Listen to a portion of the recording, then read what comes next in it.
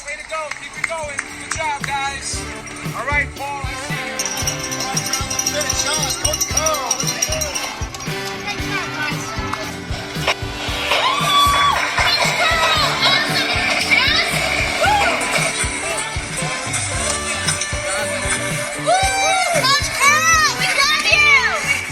Hey there, it's Coach Curl here, and welcome to episode 202 of the Today's Leader podcast. Our amazing run of guests continues, and in this episode I speak with Cindy Corrie. Now, Cindy is from Redland City here in Queensland and is a social impact entrepreneur. Now, Cindy left the corporate world to create the Sycamore School, the first autism-friendly school here in Queensland, and along the way has become an inspiration for many in the entrepreneurial space and the startup community. She is a cancer survivor and is fighting her ongoing health concerns after being diagnosed with MS. She has built the Good Human brand, working with leaders and helping them improve culture in their businesses through inclusive practices and focusing on individuals' uniqueness and strengths. I know that you are going to take so much away from this conversation. Cindy is truly a leader for today as we welcome her to the podcast. The Coach Curl podcast is brought to you by Think Grow Business, the home of the Think Grow Business Mastermind. If you're serious about growing your business, get serious and join a mastermind group today. Find out more at thinkandgrowbusiness.com.au. So welcome to the Today's Leader podcast, Cindy Corrie. How are you, Cindy? Yeah, good, thanks, Tony. How are you this morning? Now, with our listeners, let me just give you a bit of an upside here, because this is going to be an amazing interview, because I've spent some time with Cindy and I love her concepts and I love what she talks about. But for our listeners, Cindy, can you tell, in a brief capsule, tell them the Cindy Corrie story? Okay, so in a nutshell, very quickly, I am a social impact startup entrepreneur.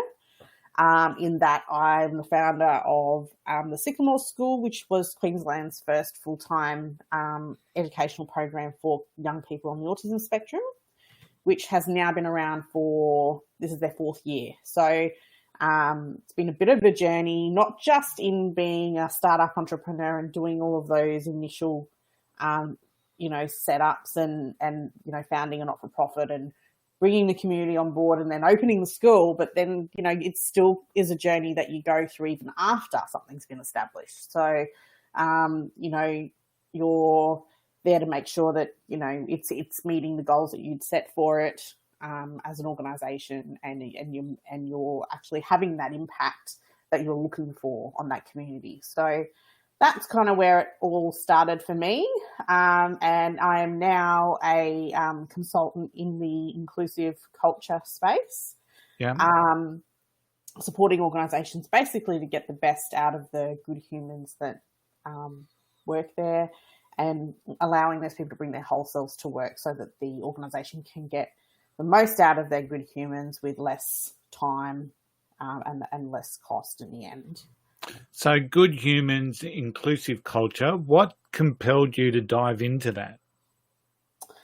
It really came from my experience in setting up the school, because what the school showed me was when an environment is supportive and meaningful, is engaging and motivating, you create this sense of commitment.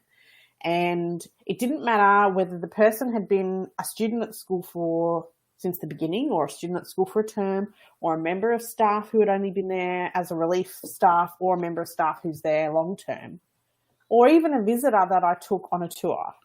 No matter who walked into that place and saw and felt what was happening around them, they immediately formed this commitment to what the school was working to achieve. And as much as I'm known now to be the person who makes people cry, which is not a good thing to be known for, it is. Every time I bring someone into the school and show them around and tell them what we're about, and they meet our kids, they just seem to, it's like they strike gold when they get there. And so for me, I was like, well, what's the gold though?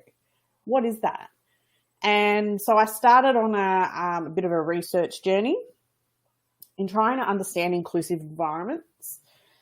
And when I talk to our kids at the school, they pretty much sum it up for me. They tell me, I feel like I belong here. I have a sense of belonging and an attachment here. But I'm also allowed to just be me and be valued for the things that I bring. And then as I started to go through that research journey, that was actually confirmed for me in social psychological theory. And so that tells me that what the gold really is about an inclusive culture.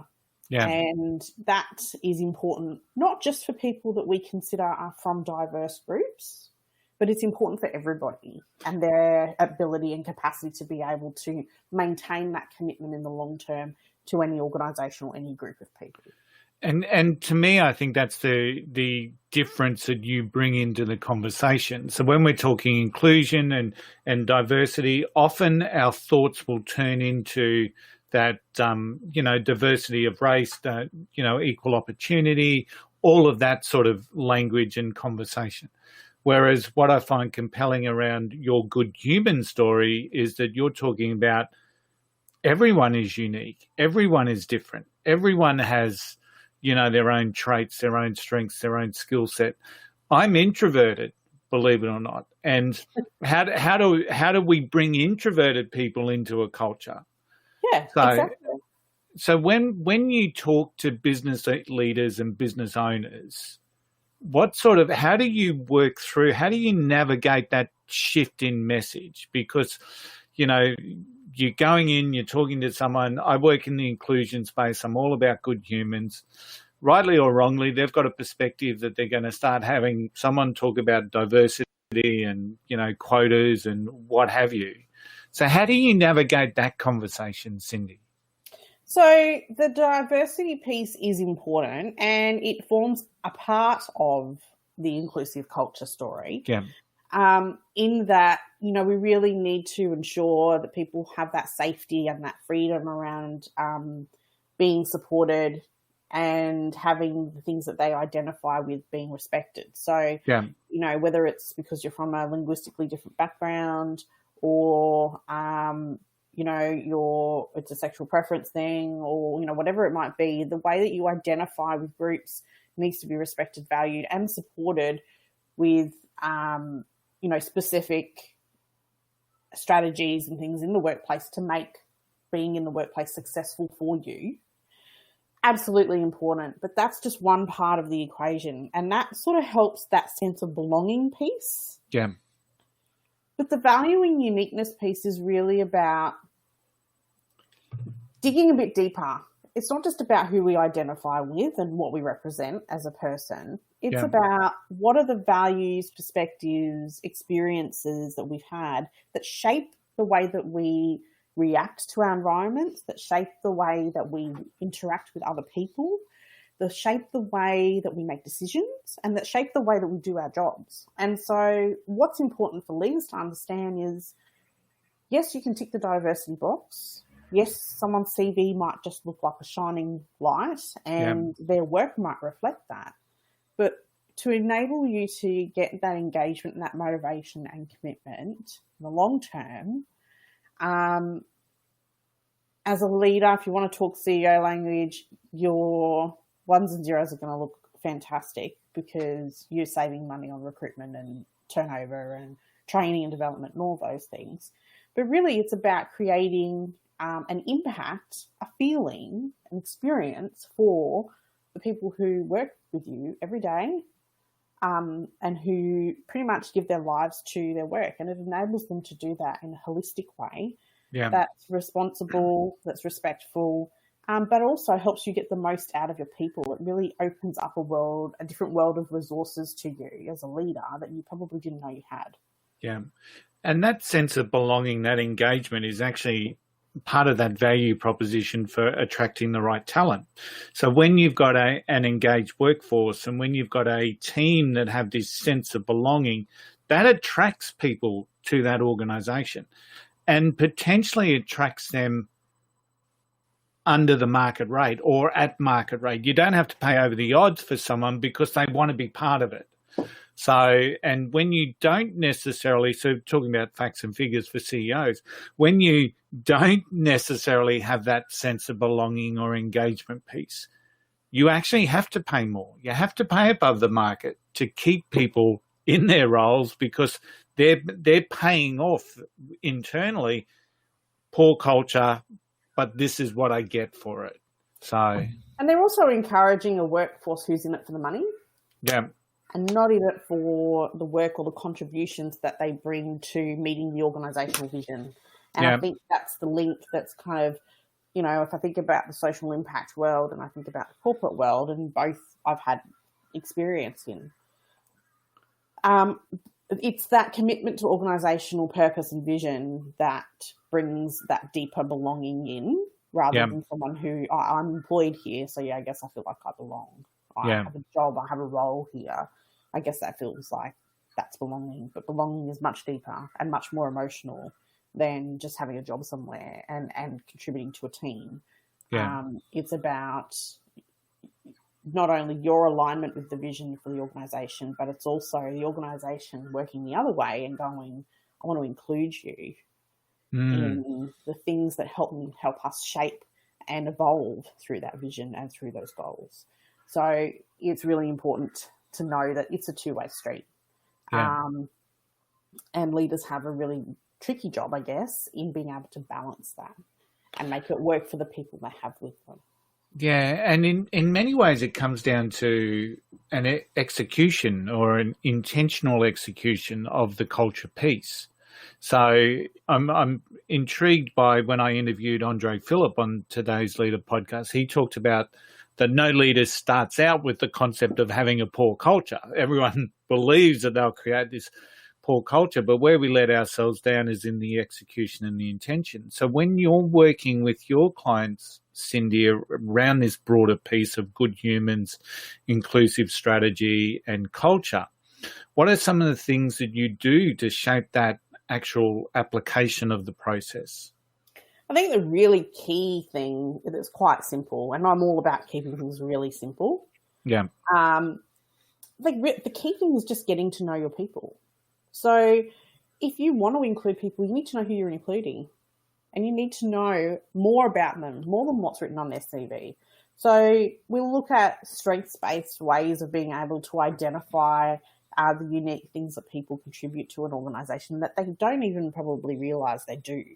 Yeah. And it might be about, doing an exercise where we're untapping, things that people didn't know about me or things that people didn't know that I can do.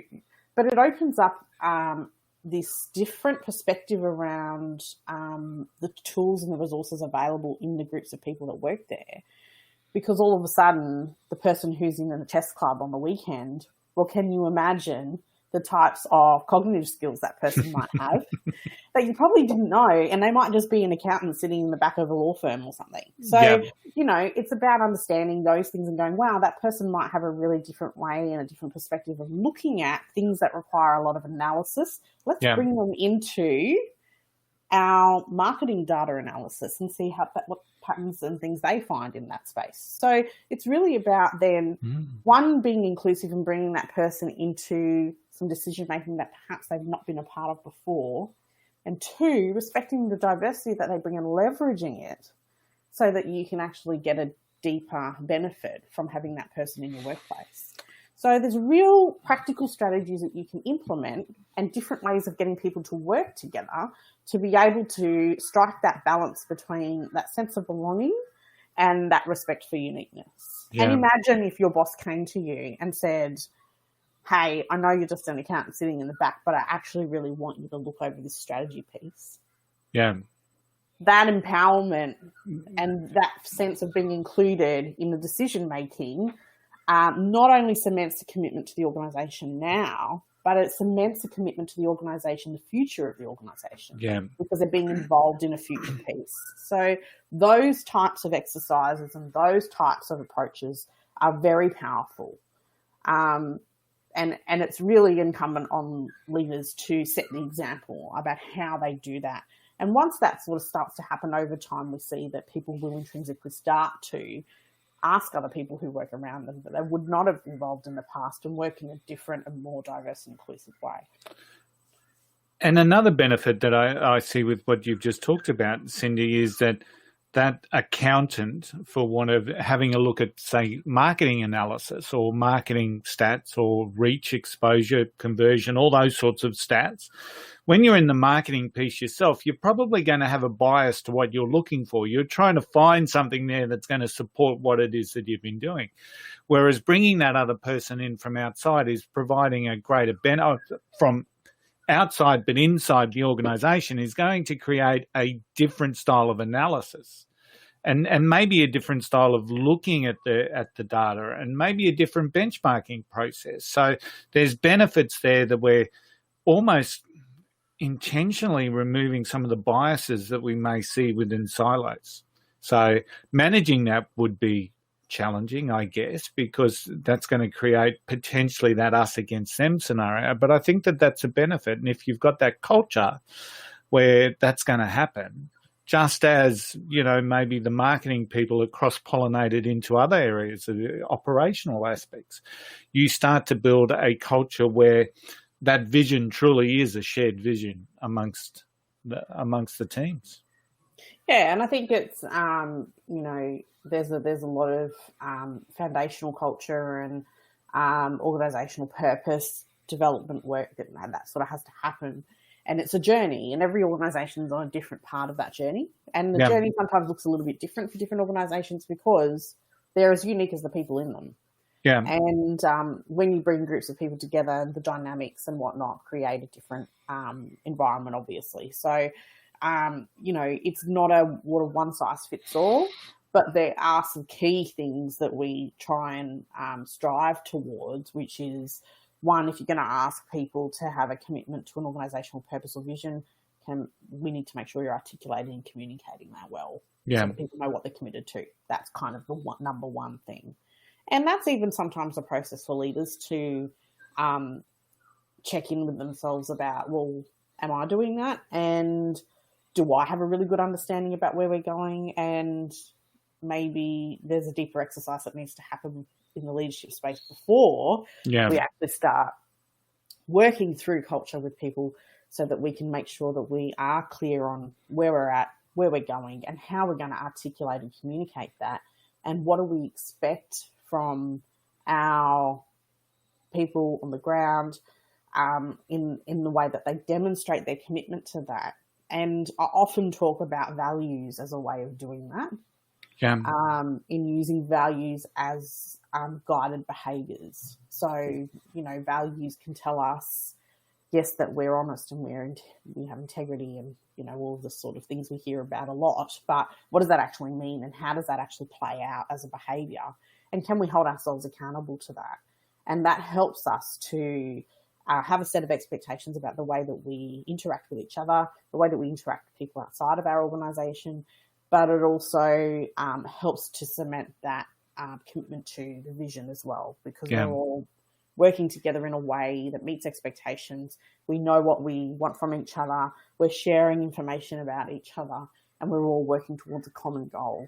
And so for me, I think the big thing is about leadership, purpose, values, and all of those things that underpin and work as foundations for the culture that thrives from that. You reminded me of that saying, people do what people see. And as a leader, that's one of the key aspects. So when I think about culture, and I think about great cultures that I've had, and I think about some of those not so great cultures that I've been part of, I always believe that culture is you know, it's lived, it's breathed, and it's built on behaviours. So the shiny plaque on the wall doesn't mean much, you know, if the behaviours aren't matching what that shiny plaque on the wall should be, that's that says so. People do what people see, and when leaders have that self-awareness to be the role model, we start to drive some real considerable change. So in your leadership journey, who's inspired you in your journey? I don't want to be cliche and say Steve Jobs and Richard Branson and all of those kinds of people, but they are very inspirational entrepreneurs and have built, legacies for not just, but legacies for the world, really. But I think if I think more locally, and I think about the types of grassroots organisations that have created incredible leaders, I think of Orange Sky Laundry and the two young men who started the mobile washing, showering, hairdressing services for homeless people that go around in their vans. And, they're a great story about two people with a passion and an experience that wanted to change the future for a group of people who may not have been able to do it on their own. And that's become a fantastic story of hope for a lot of people who have found themselves in a position where, they're pretty helpless, really. So that's a really great example. I think about the Morgan family. Okay. And when they lost their son, Daniel, he was kidnapped and unfortunately murdered. But they started a huge, huge organisation around child safety and education and, changing the way that we talk about safety and education through education for young people. And I think that has been a game changer in terms of that awareness of understanding the diversity in our communities for young kids. And understanding that not everybody's like their mum and dad and not everybody's like the people they know, and they need to be conscious of that. So there's a lot of really great examples where I think as much as I look to the leaders of the world as examples, I look at people in our everyday communities as examples of leadership as well. Affecting change at the grassroots or a community level is really something that a lot of people, they're not in it for the accolades, they're in it because of that positive change scenario. And I really like the way you talk about being a social change entrepreneur or social impact entrepreneur. And that's what I clearly see. And that's what people that know you, Cindy, clearly see as well. So, and it's interesting that you're inspired by like-minded people, which is really good. So when we sit back and we think about the great leaders of the past and the great leaders of today, so share with me what you see as some of those traits in leaders from the past that potentially are the same as what the leaders of today, because today's a changed world, and COVID's changed us. We've got all sorts of unrest all around the world. And so for leaders to be really the leaders of today, what are some of those traits that they really need to have? I think we've got to a point where we can understand that stoic, strong, almost statuesque type leader kind of doesn't really help people to relate to their leadership. And I think that what we're seeing, and COVID's been a great example of how we've seen this happen, is we've had leaders have been vulnerable. They have had to make incredibly heavily weighted decisions, whether you're a prime minister of a country or you're a small business that employs 5 or 6 people. You've been forced to make decisions that impact your livelihood, the things that you've spent years developing. It impacts the people who are around you. It impacts, obviously, your financial position. It impacts your family at home. Every part of their lives was impacted. And I think what we started to see was leaders actually beginning to feel okay about being vulnerable. and sharing that vulnerability with other people. And what happened was the people started to go, well, I don't feel so separate from this person now.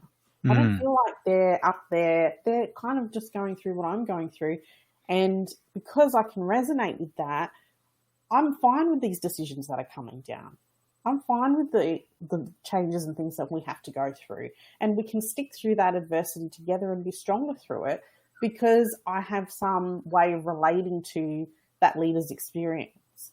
And so I think we've sort of got past the whole, if I think of, even startups and founders and things, I think we're getting past that whole no pain, no gain kind of thing. I think we know that there is going to be pain and something will happen and there's lots of ups and downs, and that's kind of okay. It's fine. Yeah. It's going to happen. What's important is that you can realize that and make sure that you're open to having support. And I think that leaders now need to start to do the same thing. Yeah. We need to be able to say, I know I'm the leader and I know that I'm responsible for a whole range of things, but it's okay for my people to be involved in that journey and fighting and jumping these hurdles with me. Yeah. And I don't need to feel like I'm alone in doing it. And I think COVID really started to bring that out. We could see where leaders were doing that successfully, their organisations were thriving from the crisis. They were pivoting, they were changing, and they had their people along for the ride. And, we saw, great things change. But for the ones who sort of didn't feel like they could do that and were sort of going it alone and being the silent kind of trying to be the silent hero, I think that disconnect and that resonation certainly wasn't there. And they're likely to have lost and not have gained as much from the experience as those more inclusive leaders. I've always found that vulnerability breeds strength. And, whether that's from an individual perspective, allowing ourselves to be vulnerable with ourselves, or whether it's a leader allowing themselves to be, because ultimately it is an allowance. A lot of people don't believe that as a leader that I should show some vulnerabilities, but the reality is that we're just as human as everyone else. And, those days of looking towards a leader, expecting them to have all the answers and to have all their shit together, is probably it's not real. It's not relevant in today's world because no one knew what COVID was going to bring. No one pulled out the old playbook from the last time we had a global pandemic that shut down economies all around the world and was killing people left, right, and centre. It's of course we've had to work through together. So that new leader, more empathetic, being able to be vulnerable, more inclusive is something that's really important. And it's something you've identified in founders and startup founders. So tell me about some of the thoughts that you now have in that particular space. Well, obviously I've been through that experience, but since having established the school, I'm connected with founders and the startup community. And so, I hear all the time, the question is always, oh, how did you do it? How did you do it? And I go, well, it's not about how did I do it. It's not that I've done anything hugely spectacular, or it's hard. Everything's hard. And it is ups and downs. And it's really about building a tribe of people, building a tribe of advocates for the work that you're doing, so that you can share that load and it isn't all on you. And the thing with founders is it's very personal for them. They're doing it because there's a problem that they see that they want to solve. There's an experience that they've been through. It's not something that they're really going to want to let go of in a big way, but it's really about supporting them then to build that tribe so that what they're doing can be sustainable in the future. And they can get to a position where they can go, this is okay to grow without me now. And I know that I've set this up to make the impact that I want it to have. And I can go away and be satisfied that I've achieved what I set out to achieve. Yeah. And that's sort of when, there's a thing called founder flounder, Founder flounder is all about founders hanging around too long. and potentially creating issues for the very dream that they built. So it's really important. It's really hard being a founder sometimes, but it's important sometimes to really be able to have a really good level-headed approach to working through hurdles, getting the support you need, having someone there who can motivate you and keep you going through the hurdles and the ups and downs of the startup process, which is huge. And it is everything in your life just gets put on hold, to the side. I know I didn't have a life for about 3 years when I was opening the school. All I did every weekend was bloody turn sausages somewhere because I was trying to raise money to pay for things like insurances and all the things that charities need to be able to just exist. And that's just kind of what we had to do. And we just, we just did that.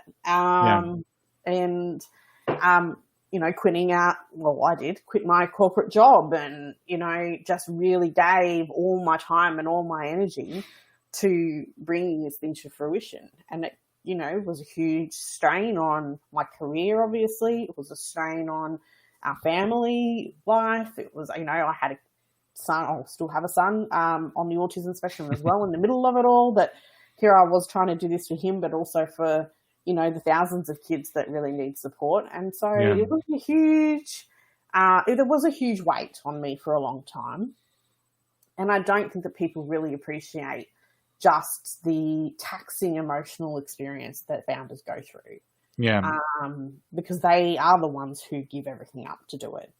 And nobody else in that network of people of support are the people who are doing that. And so I think, when we're talking about social impact investment and startup investors, I feel like there's a space there where investors have an opportunity to look after their founders, to make sure that those things actually come to fruition and they have the right founders and leaders there to be able to carry it through. Yeah, true. And your journey is full of peaks and troughs along the way. People on the outside see all the success that you've had in relation to, especially the Sycamore School. But along that journey, there were some high points and there were some low points. So what were some of the things that talk me through your strategies, your personal strategies that got you through the inevitable troughs that you found yourself in during your journey? Yeah, look, it really felt like, as much as the journey is a bit of a process and you kind of feel like you can have small wins along the way, it really didn't feel like it was a real thing that was actually going to happen until our investment came through.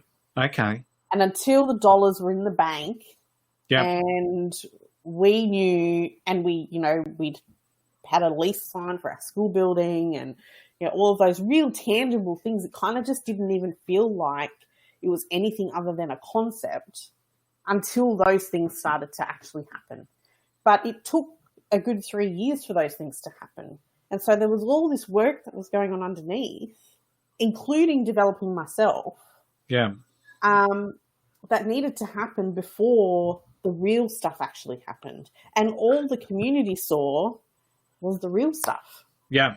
So, I had quit my career. I'd gone and done postgrad study in autism studies. I went and got a job in a school that supports children with disabilities, also that I could learn about how schools worked, learn about the program we needed to deliver, and free up my time to be able to give my whole self to this endeavour. And that was all quiet in the background. Nobody knew any of that. And I was cool with that. I didn't want anyone to know, really. But, it was really about having an appreciation for the types of things that founders will do to get their stuff off the ground. Yeah. And it is a hugely emotionally taxing experience. I remember some days just not being able to do it. I remember some days being full of fire and, arguing in front of ministers and visiting all levels of the government and advocating and lobbying and doing all of that for months and months and months on end.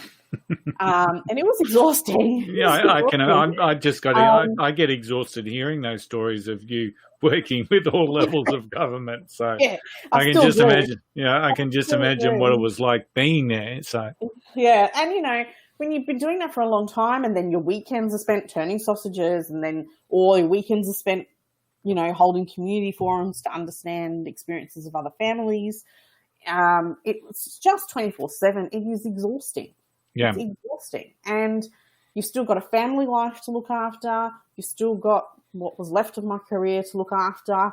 There was all of these things that were sort of pulling you left, right, and centre. And it really is about finding ways to ensure that your tenacity isn't dimmed in any way.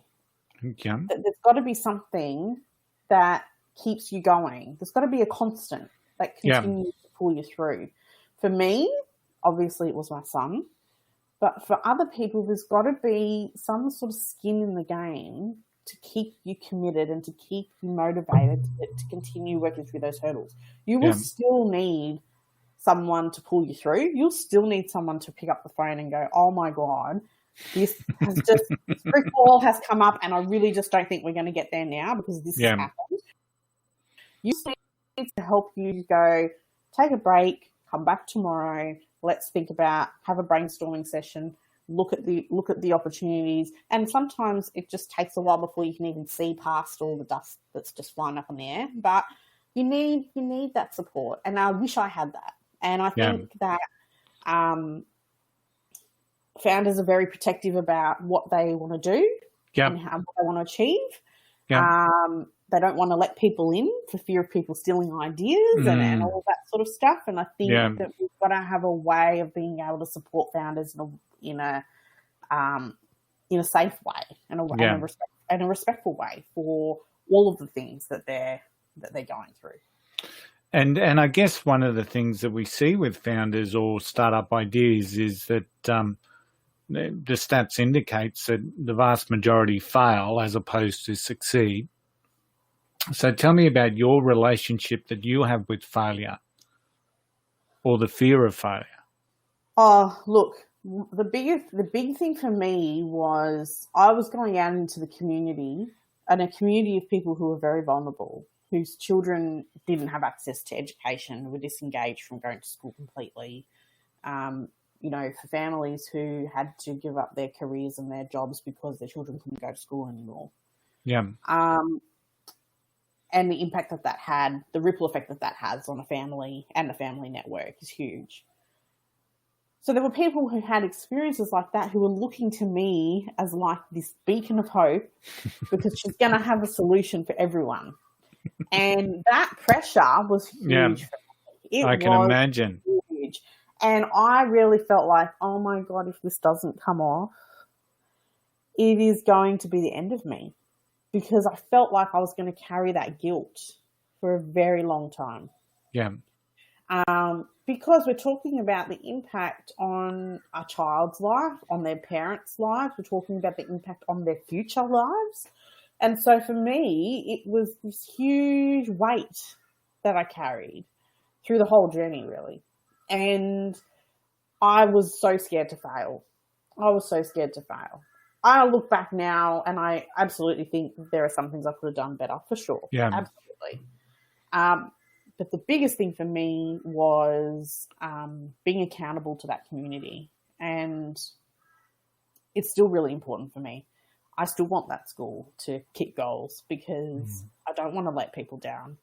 But it's not all up to me for that to happen anymore. And I think that's the key perspective to take when things are established, remembering that the startup journey is not just until you get it opened or until you get it established. It goes way after that. Yeah. And, we're always scared of failure, and I think everybody is. The thing is to know that you have to be happy with the effort and the achievements that you do make. Yeah. And you have to be able to go, okay, I may not have got as far as I wanted to in a period of time. It's okay. Don't beat yourself up about it, because you are, and you do have those attributes to be able to continue with that startup. And so you need to, stay true to those things and stay true to the vision that you set. Yeah. And bring people along for the ride, so that you've got that tribe to help you. So you've got some support, which is awesome. Cindy, what's the book that you've read that's had the biggest impact on you? Whoa. I read a book called Neuro Tribes. Okay. By Steve Silberman from the US. That book, it's a huge book. It was a massive book. But I could not put it down. I read every page, and then a few years later, I read it again. Yeah. And I think when you read a book twice, it's a really telling sign for the book. But absolutely. It's a book about the history of autism, and it really, really contributed to my views on supporting people on the spectrum. And the history of the way that we've treated people who are not in the mainstream, who are a little bit outside the box, the way that we've treated those people over time is horrendous. It is absolutely horrendous.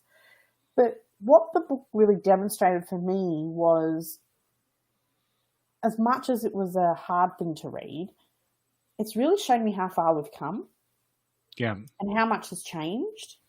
And it gave me a lot of faith in the fact that we can continue to move through change. Yeah. And it helped me to understand that, well, as bad as history was and as much as we've done, we've still also got a long way to go. But it filled me with the confidence to be able to go, we can continue to make that change, and we can continue to move through that process and that evolution of support for people on the autism spectrum. So that book was really formative for me.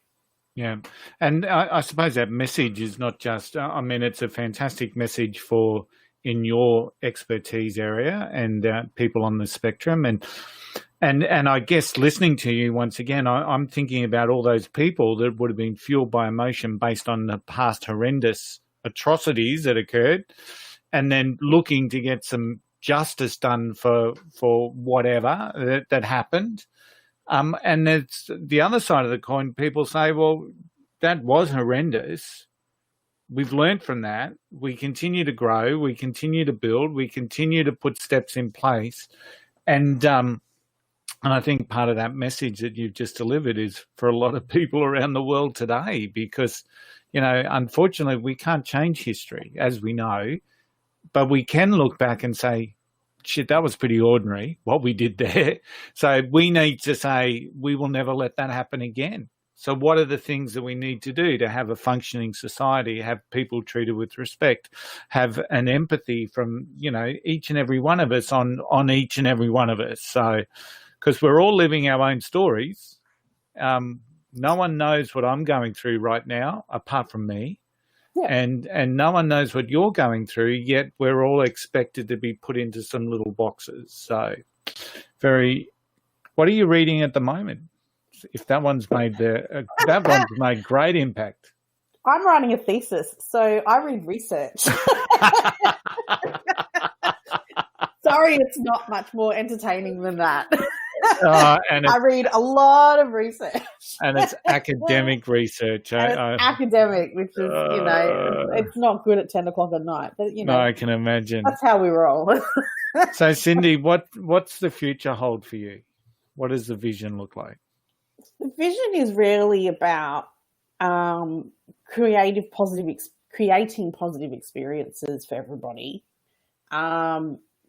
Whether they're an employee in an organisation, whether they're a small business owner, whether they're a CEO, or whether they're a startup. And it's really about making sure that people can give their whole selves to whatever it is that they're working on, and that people can work together in an appreciation of that. And we can get more and get the most out of the good humans in our communities. Yeah. And it's really about creating those positive experiences we spend so much time in our communities and in our workplaces that it's a way of life, and I want to see, and I'm sure other people do too, that's a thing that we're happy to do every day, that we're happy to get out of bed and do and meet the people that we're going to meet, and be passionate about the work that we do, and be a part of something that's bigger than us. Yeah, absolutely.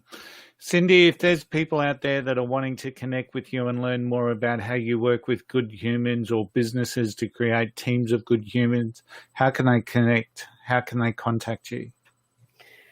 They can contact me through Facebook. Good Human has a Facebook page. They can email me at hi at cindycorrie.com.au. And I also have a website as well. So if anybody wants to reach out, they're probably the best channels. Excellent. Cindy, is there one final last word? Is there anything that we haven't spoken about that you just want to get off your chest, or is it one final word for the listeners out there? I'm going to be a pain, and I'm going to give everybody a bit of homework. Okay. I'm going to ask everyone out there who's listening to the podcast just today, I want you to find someone that you work with every day or that you spend time with every day, and I want you to ask them, what are 3 things I don't know about you? And then I want you to write those 3 things down, and I want you to go and stick it up on a wall somewhere, and then I want you to look at it every now and then and go, wow, is there a way that I can really use those 3 things to help me today? Yeah, excellent. Homework assignment for you listeners. There it is. So, and it's interesting. We can work with people every day for 30 years and still not know some of these. I'll share a quick little story if I can. I worked with a manager when I was back working with Kmart, and he was a manager of a store and I was a manager of a store. And he'd been at this store for like 5 or 6 years, right? And very introverted, very quiet, very kept to himself, really good manager, very detailed, orientated, really focused on, the minute detail. And sometimes when you focus on the minute detail, your big picture is actually amazing because of the level of detail. But I remember one day I popped over to visit him on a Monday. And he wasn't at work. He'd taken the Monday off. And I thought, okay, well, that's a little bit unlike Richard to have a Monday off after a weekend. So I said, I'll ring him on the Tuesday. So I rang him on the Tuesday. I said, what'd you get up to on the weekend? He said, I got married. I got married. And so... And the thing that amazed me is that no one in his store knew that he was getting married. No one. Like, this is a team of 150 odd people in those days. No one knew that he was getting married. None of his colleagues knew that he was getting married. And then he only had the one day off, which was the Monday, to celebrate his own wedding. So, there are people in your organization that you've worked with for a long period of time that you may not know everything that you should know or want to know about them. So some people will just keep that to themselves. So that's it. Cindy, it's been an absolute pleasure, as always, speaking with you. I look forward to continuing success from yourself, and I look forward to, working together. We've got a little collaboration space coming up, working around good humans and culture and engagement. I'm really looking forward to that. So wish you all the best and have yourself a great day. Thanks, Tony. Thanks for having me. Join the group of people impacted by seriously simple stuff to get you unstuck. The first book by Tony Coach Curl. Available at Amazon, Tony's Simple Stuff provides the tool for people to master your life and aspirations. 20% of every book sold supports Carter's cause. So there you have it. You have some homework. Now, I think that's one of the first times that you've been given homework on the Today's Leader podcast. So thanks very much, Cindy. I hope that you've taken away so much from that particular interview. I know that I certainly did. Building rapport with our teams is something that is so important, and it's something that is in the reach of every single leader. It isn't about being best friends. It isn't about going out drinking. It isn't about being soft on them. It is truly about knowing them, understanding them, and helping them improve performance. And along the way, this creates great culture. Please reflect on the steps that you take to get to know your team members, or ask yourself, do you truly know them? What makes them tick? What motivates them? What are their goals and their aspirations? What do they fear? Do they embrace change? So do we embrace them? Do we acknowledge them? Do we celebrate them, who they are as individuals? And especially what they bring into the team.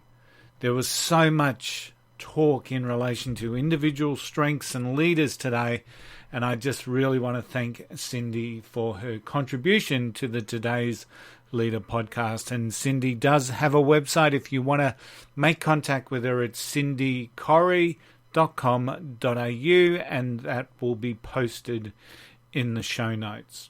Thanks again for listening in to Today's Leader. Check out our new Today's Leader podcast page at todaysleader.com.au, and we've also got a link there for you if you want to be interviewed on the show. The link is there for you to be able to do this. Please check out Think and Grow Business for all of your leadership development needs. If you want individual team coaching or build better leadership behaviors in your organization, if you want to develop high-performing teams, the range of programs available at Think and Grow Business will certainly help you, your team, and your business thrive in this age of absolute distraction and disruption.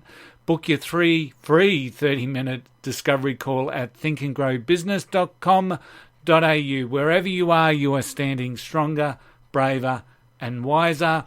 Have a successful, productive, and a refreshing week. Remember the golden rule. Just don't be an arsehole. I'll see you next week.